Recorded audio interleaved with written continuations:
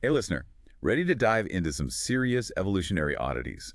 We're talking platypus today, and trust me, this isn't just about some cute critter with a funny bill. This deep dive, it's going to take us through millions of years, strange senses, and maybe even a bit of venom along the way. We've been poring over a ton of research for this one, scientific articles, natural history stuff, the whole shebang. But before we get to all that, imagine, right? You're a scientist way back when, and someone dumps this thing on your desk. Duckbill, beaver tail, otter feet. What's the first thing that pops into your head? I'd probably assume someone was playing prank. You can't blame those early naturalists for thinking the platypus was a hoax. I mean, come on. But here's the kicker. It's not just some weird fluke, some one-off. The platypus is what we call a monotypic taxon. Okay, hold up. Monotypic taxon. Got to break that down for us folks who didn't get a PhD in zoology. Fair enough. Imagine if every single dog breed, poodles to Great Danes, vanished. Except for the pug. That's the platypus. The last of its line, no close relatives, a whole branch of the evolutionary tree just didn't. Talk about pressure to perform. No messing around when it comes to keeping the species going. Yeah. But speaking of going way back, I got to bring up fossils. We're talking millions of years, right? Millions. Try tens of millions. The oldest platypus fossil we've got is around 100,000 years old. But get this, they're ancestors. We've found remains dating back over 66 million years. They were around when dinosaurs roamed the earth. Talk about resilience. This little guy survived whatever wiped out the dinosaurs. That's hardcore. But hold on, we're already deep in weirdness. We haven't even touched on the mammal that lays eggs thing. What's that about? It's a head scratcher, for sure. Platypuses belong to a group called monotremes. They branched off from other mammals way, way early in evolutionary history. And that ancient lineage means they held on to some seriously old-school features like laying eggs. Okay, so eggs. But they still Yeah. produce milk, right? How's that work without, the usual equipment? You're thinking nipples? Yeah. Platypuses skipped that memo. Hmm. Instead, they secrete milk through pores on their skin. It's like nutrient-rich sweat for their babies. Okay, that's both amazing and kind of creepy at the same time. Like they took the mammal handbook and said, nah, we're going rogue. And speaking of rogue, can we talk about the platypus's sixth sense? Electroreception? Now that's just showing off. Right. They can literally sense the world through electricity. Imagine feeling the muscle twitches of a shrimp hiding in the mud. That's what they do. Wait, so it's not just some vague something's over there feeling. They're getting a whole electric picture of their prey. How is that even possible? It's all thanks to these super sensitive receptors called electroreceptors all over their bills. They pick up on the bioelectric fields given off by living things. It's like a sixth sense tailor-made for hunting. So they traded in eyesight for electro sense. That's wild. But seriously, if they're such pros at this electric hunting thing, why even bother with eyes at all? Good question. They do have eyes, but they're pretty basic compared to other mammals. It seems like as their electroreception skills got stronger, their need for super sharp vision decreased evolutionary trade-off in action. It was like ditching your fancy TV because the surround sound is so good, you can practically see the movie anyway. Exactly. And that, my friend, is evolution in a nutshell. Becoming amazingly adapted in one area often means giving something else up. And for the platypus, becoming the master of electroreception, clearly a winning strategy. Totally. They've got the whole underwater sensory thing down pat. But we're not done with the weirdness yet. Oh, no. There's one more layer to this platypus paradox, and it's a bit prickly.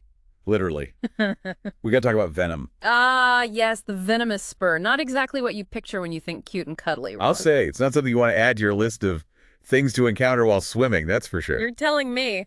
Wading through a murky river and suddenly, bam, venomous spur to the ankle, no thanks. Hard pass. So how bad are we talking here? Is this deadly poison dart territory, or more like, oh, that's going to need a Band-Aid? Okay, so it's not going to turn you into a superhero, more like a superhero's worst day. Deadly to smaller animals, for sure, but for humans, it's non-lethal. Okay, dodged a bullet there. But what about that in between? What happens if you do get spiked? Yeah. Asking for a, hypothetical friend, of course. Well, let's just say your hypothetical friend is in for a world of pain and swelling, and probably some nausea for good measure. It's potent stuff, even enough to knock out larger animals for a bit. Yikes. Sounds like the kind of pain that makes you rethink your whole life. You got that right. The funny thing is, it's mostly the males that have this venomous weapon, and they mainly use it during mating season. Oh, so we're talking less predator defense and more platypus love rivalry. Bingo. It's their way of saying, this is my territory, buddy, back off. Platypus battles royale. I can only imagine what other weird courtship rituals go on in those underwater burrows. Right. It's a whole hidden world down there. And At speaking of hidden and weird, did you know platypuses have 10 sex chromosomes? 10. Seriously, most mammals are struggling to manage just 2. What's the deal with that? It's one of the biggest mysteries about them. Scientists are still trying to figure out the hows and whys of that whole system. So instead of just XX and XY, they've got a whole deck of cards going on. Pretty much. It really throws a wrench in our usual ideas about how sex determination works, makes you wonder what other genetic curveballs are out there. It's like the platypus is evolution's way of saying, think you've got it all figured out, think again. Exactly. And as if they weren't already incredible enough, they're also facing some serious threats. We're talking habitat destruction, pollution, climate change is hitting them hard. Man, it's just heartbreaking to think these ancient, amazing creatures are in danger because of us. It really is. Their rivers are being polluted, chopped up, changed in ways that make it harder and harder for them to survive. So what can we do? Is there any hope for the platypus? There is. There are some awesome conservation efforts going on focused on protecting their habitat, clean up those waterways, and just making people more aware of the problem. So it's not just about saving one species, but about protecting entire ecosystems. 100%. The platypus, they're what we call a flagship species. Mm. If they're doing well, it means the whole river system is healthy, which is good news for everything living there. So helping the platypus means helping a whole bunch of other creatures at the same time. Exactly. It all comes back to understanding that everything is connected and our actions have a ripple effect. So true. What about our listeners? What can they do if they're feeling that platypus love and want to help out? Well, a great place to start is by supporting organizations like the Australian Platypus Conservancy. They're doing some really important work on the ground. Donations are always huge. Anything else folks can do? Honestly, just staying informed and spreading the word is so important. Tell your friends about platypuses, share the crazy facts you've learned today. The more people who care, the better. Awareness is key. Absolutely. And never underestimate the power of your own actions. Saving water, reducing your carbon footprint, making sustainable choices, it all makes a difference. So even small changes can have a big impact.